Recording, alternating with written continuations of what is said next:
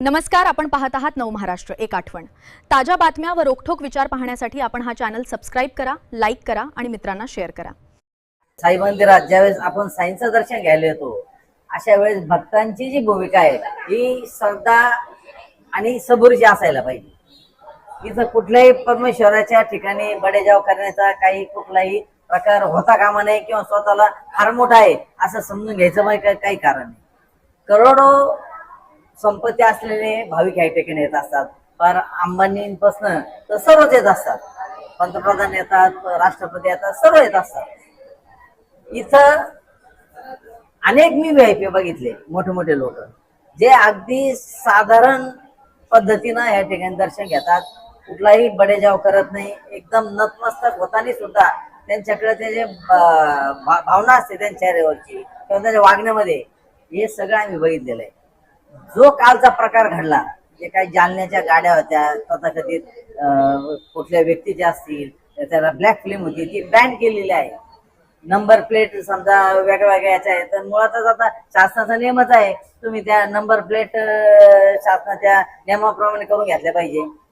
आणि व्हीआयपी लावलेलं, त्याला राजमुद्रा लावलेली, हे सगळं त्यांच्यावर कारवाई व्हायला पाहिजे अशा लोकांवर। आमदार विखे पाटील साहेबांनी त्यानंतर त्याच्या आधीच सूचना दिलेल्या आहेत, पण त्यानंतर कडक कारवाई करायला लावली आणि ऍडिशनल एसपी साहेब स्वतः शिर्डीत आले होते। त्यांनी इथं मीटिंग घेतली, ट्रॅफिक पीआयची वगैरे सगळ्यांची मीटिंग घेतली आणि शनी शिंगणापूर असेल, लक्झरी बस असतील, या सगळ्या गाड्या वाहनतळावर लावण्याच्या सक्त ताकीद त्या ठिकाणी देण्यात आलेला आहे, जेणेकरून जो मंदिराच्या कडाचा जो सुरक्षा कवच आहे तो आज अति एकदम सुरक्षित असल्यामुळं त्या ठिकाणी काम करायला संस्थांचे सुरक्षा रक्षक असतील, पोलीस असतील, त्यांना ते सोपे होऊन जाईल। आणि अशाच याच्यात जर समजा अशा तथाकथित कोणी जर व्हीआयपीच्या म्हणजे स्वतः व्हीआयपी असल्याचं भासवत गाड्या कोणी आणणार असेल तर त्यांच्यावर 100% पोलिसांची कडी नजर राहील। आणि याच्यापेक्षा पुढे सांगतो मी, पोलीस सोडून द्या, उद्या आमच्या नजरेत आलं तर आम्ही त्या गाड्या फोडल्याशिवाय राहणार। आगामी काळात जे सुरक्षा ऑडिट होईल त्यामध्ये आपण 100% नगरपालिका, नगर परिषद ही काय फक्त लोकांच्या दैनंदिन गरजा पूर्ण करण्यासाठी नाहीये। रस्ते, पाणी, वीज वगैरे तर देणं का डेव्हलपमेंट आमचं कामच आहे, पण भक्तांची सुरक्षा, नागरिकांची सुरक्षा याला सुद्धा प्रथम क्रमांक आम्ही देत असतो। तसंच आमच्या नेत्यांनी आम्हाला सांगितलेलं आहे, डॉक्टर सुजयदादांनी सांगितलेलं आहे, नामदार साहेबांनी सांगितलेलं आहे। 2 नंबर गेट मध्ये जालन्याचा एक बोगस व्हीआयपी आहे म्हणून त्यांनी, मी एक म्हणजे व्हीआयपी म्हणून आमदार असं जाणून त्याच्या गाडीवर राजमुद्राचं चिन्ह होतं, तर भक्तांसाठी जाण्यासाठी त्यांना त्रास होत होता। तर आमच्या नागरिकांनी विचारलं ही गाडी कोणाची आहे, तर आमच्या लोकांना त्यांनी आरेरावीची भाषा करून त्यांना दमबाजी केली। तर मी कलेक्टर साहेब तसेच देवश्री साहेब यांना आम्ही नगर परिषदेच्या वतीने त्यांना पत्रव्यवहार करणार आहोत आणि माननीय नामदार राधाकृष्ण विखे पाटील साहेब यांना आम्ही सर्व शिर्डी ग्रामस्थांच्या वतीने त्यांना निवेदन देणार आहोत। शिर्डीमध्ये मोठ्या प्रमाणात साई भक्त येत असतात, देशातून येतात, विदेशातून येतात आणि यामध्ये अनेक लोक मान्यवर व्यक्ती पण असतात, जे मंत्रालयातून येतात किंवा अधिकारी असतात, मोठे मंत्री महोदय असतात, आजी माजी मंत्री, आमदार, खासदार असतात। परंतु त्याचा गैरफायदा घेऊन काही लोक स्वतःला व्हीआयपी घोषित करून स्वतःच व्हीआयपी होतात आणि त्या मार्गाचा गैरवापर करतात। तर यामुळे काय होतं की मंदिर परिसरात आता समजा एखादी गाडी लावली, तिला राजमुद्रा असली तर माहिती नाही त्याच्यामध्ये कोण आहे। उद्या साईबाबा संस्थांचा जो परिसर आहे अतिशय सेन्सिटिव्ह आहे, मोठ्या प्रमाणात साई भक्ती येतात, तिथे गर्दी असते, अशा ठिकाणी एखादी गाडी लावली, राजमुद्रा लावली तर त्यामुळे त्याचा गैरवापर होऊ शकतो, उद्या एखाद्या हल्ल्याची साठी त्याचा वापर होऊ शकतो। त्यामुळे या परिसराची काळजी साईबाबा संस्थान पोलीस परिसराने घेतली पाहिजे। कालचा जो प्रकार झाला तो अतिशय वाईट आहे, की असं बोगस राजमुद्रा लावणं म्हणून राजमुद्रेचा सुद्धा तो अपमान आहे। ज्या संबंधित व्यक्तींना त्याचा अधिकार दिलेला आहे त्यांनीच तो वापरला पाहिजे असं मला वाटतं।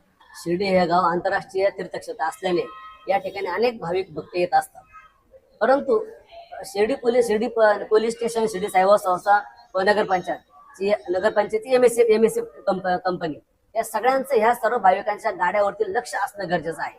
आता काल ज्या 2 गाड्या आल्या होत्या, एक स्कॉर्पिओ आणि इनोव्हा, त्या गाड्यावरती फक्त 7900 मराठीमध्ये लिहिलेला नंबर होता.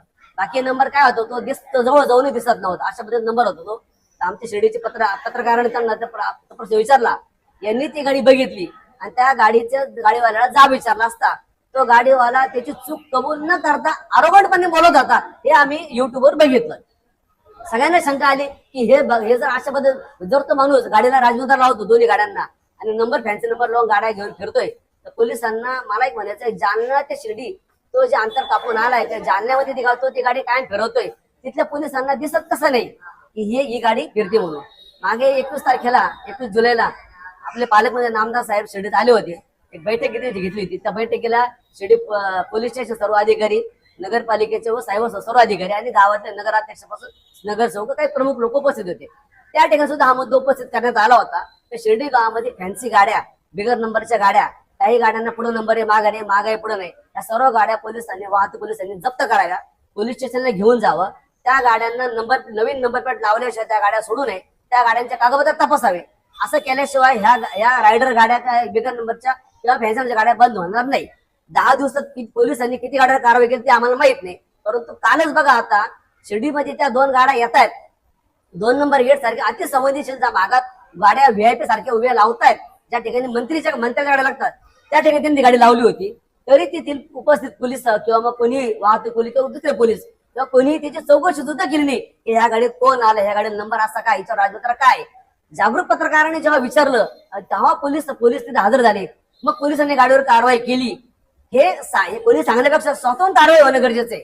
तसं ही अशा फॅन्सी गाड्या किंवा मग जर गाड्या कधी आली तर पोलिसांना वाटतं हा कोणतरी व्हीआयपी, कोणी पुढारी किंवा मंत्र्याची गाडी असू शकते. त्या गाडीमधून काही अवैध वाहतूक होऊ शकते, त्या गाडीमधून उद्या काही हत्यार सुद्धा पास होऊ शकतात. त्यामुळे अशा गाड्यावरती आता पोलिसांनी कारवाई करणं गरजेचं आहे. एकीकडे शासनाने मंत्र्यांचे लाल दिवे काढून घेतलेले आहेत, मंत्र्यांचा गाड्यांचा सायरन, अनेकांना सायरन वाजवायला परवानगी नाहीये.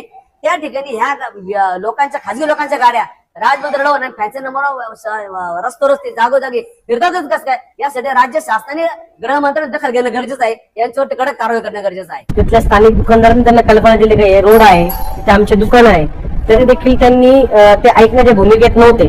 आणि खऱ्या अर्थाने मी पत्रकारांचं अभिनंदन करेल की ही बाब तुम्ही पत्रकारांनी ही सगळ्यांची जी बातमी बनवली आणि सगळ्यांच्या लक्षात आणून दिले. तिथे मी माहिती घेतल्यानंतर कळालं की ते लोक ऐकण्याच्या भूमिकेत नव्हते. त्यांनी दुकानदारांना आरेरावीची भाषा केली. पत्रकार तिथे पोहोचत असल्यानंतर पत्रकारांना देखील त्यांनी आरेरावीची भाषा केली व दम दिला. ते खरंच आपण साई भक्त, आपण त्यांना साई भक्त नात्याने बघतो, आपण त्यांना चांगली वागणूक देत असतो.